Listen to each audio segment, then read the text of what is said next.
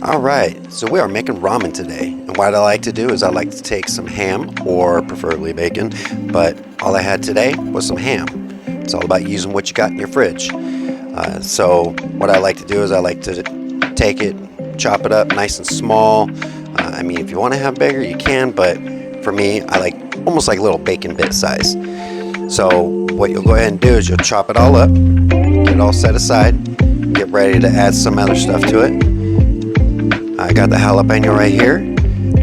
So we're going to de-seed it and take the pith out, just like I did for the pico de gallo. But do not throw that pith away. Don't throw the seeds away. Got something in store for that. But for what I'm doing right now, I want to have no seeds, no pith. So I go ahead and take all that out. And then we're going to julienne it, which julienne, yet again, it's an 1/8 inch cut. You just want like nice little long strips. And then what you do is stack them all up, get them all chopped up so they're perfect little 1/8 inch squares. Be very, very, very careful when you're doing stuff like this. Easily can cut yourself. Have that, just set it all aside. Break out that baby bok choy. But as you may notice, there is the stems. And one of those stems, they're usually discolored. Sometimes those are the first parts to kind of go south. So what I do is I take those ends off. Definitely throw those straight in the trash. Sometimes you can leave the baby bok choy whole. I like to cut them in half or quarters. If you leave them whole, it's just more body for the soup. It's not a big deal. I personally like them in half though. So I go ahead and cut all those in half. I take my handy dandy kitchen scraper right there, put everything on there. It makes it so much easier to take it to the pot, because then the next thing you do, you're gonna take it, throw it right in that sauce. It's a 2.5 quart sauce pot. I don't use any type of olive oil or any type of oil at all, because you have that fat that's being rendered off of your ham or bacon, and that's what's actually making it to where everything doesn't stick. But you only want to saute this for maybe about a minute and a half on medium-high heat. You don't want it cooked, because then it's all soft and, well, in my opinion, gross. Do not rinse the pot out. You're actually going to use that little bit of fat that's still in there from the ham or the bacon, and you want that flavor in the water.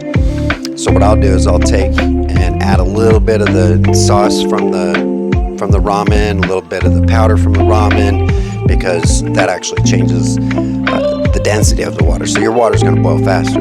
Oh, hey, look, there's that jalapeno pith. When you throw it in the water like that, what you're actually doing is cooking that spice out of the pith, and you're making it in the water. So it makes it, in my opinion, taste a lot better. If you want to leave it in there to eat, totally cool. It might be a little spicy for some, but in my opinion, I'd leave it in. After your noodles start to break up like this, you know you're just about ready. I want to say it's about 2.5-3 minutes roughly. So then after that's like that, you're going to take that gorgeous baby bok choy, raw, put it right in there. Because with this, you don't want to overcook it. I don't like cabbage. I've always hated cabbage. It's part of the cabbage family, so it kind of, I need a little bit of crunch to it still. So I'll put it in there and I'll turn the heat off. Take all your other ingredients, throw that in there, and then get a nice little stir. So then everything's all mixed together, and I'll let it steep a little bit. So then it's just sitting there, just staying hot. I'll take a little bit of sesame oil. It's very, very, very potent, so you don't need too much. And then, hey, look at this. We got ourselves a little bit of rice vinegar, and we're going to go and put that in a pot for the poached eggs. You don't want the water to be boiling hard like this.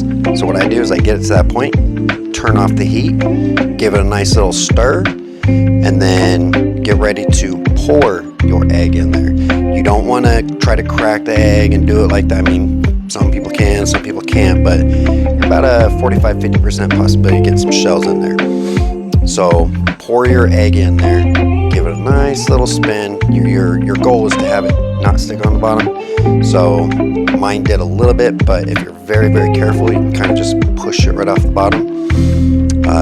Your heat is still on a little bit because you don't want the water to get too cold, but you'll get a nice little spin and kind of move it around a little bit just to where it creates that, I would say almost like a hurricane in there.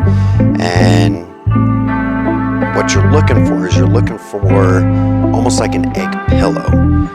You don't want it overcooked. You want it still to be like quite a bit soft. And so then what you do is you only want the egg. So you take your nice slotted spoon, you get just the egg out. All that other stuff is egg whites, but the vinegar kind of soaks into it. So now you got everything in the bowl. You got to slide those eggs off. See, I got a little bit of that extra, but just because of pictures, I'm gonna set it aside. But don't think I didn't need it. So then you take those eggs, put both eggs on there, and then what I like to do is I strain the liquid so I can pour the liquid in last.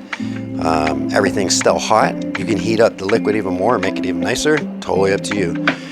Or not put any liquid back in there at all. Love it. Enjoy.